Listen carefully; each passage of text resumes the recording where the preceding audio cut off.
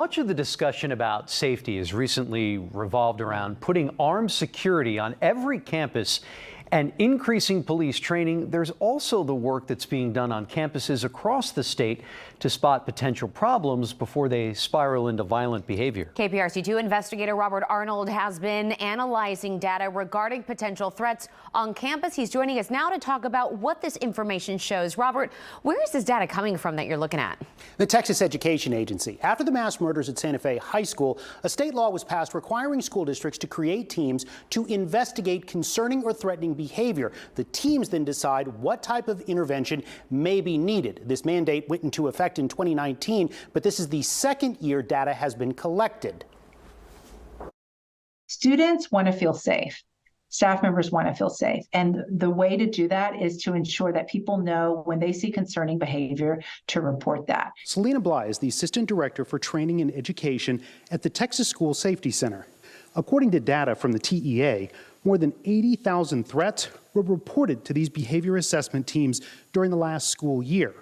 37% involved threats of harm to others, while 39% dealt with students threatening to hurt themselves. We want to catch it as early as possible so that we can get that student off any pathway to violence of harm to others or even harm to themselves. The state data shows 8% of the reported threats required police action, while 34% involved counseling and mental health support.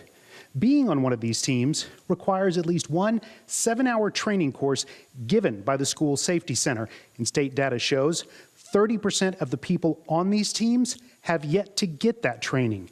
Bly says that's due to staff turnover in districts across Texas. President of the Texas American Federation of Teachers, Zeph Capo, blames a lack of focus on retaining veteran employees. But very little was done to focus on retaining the current teachers that we have. And that has unintended consequences, and this is exactly one of them. Capo says retaining employees who've gone through this training is vital because it adds another layer of protection for students. How do we make sure that we have more eyes? How do we make sure that those eyes are better trained to observe and see things that could be issues?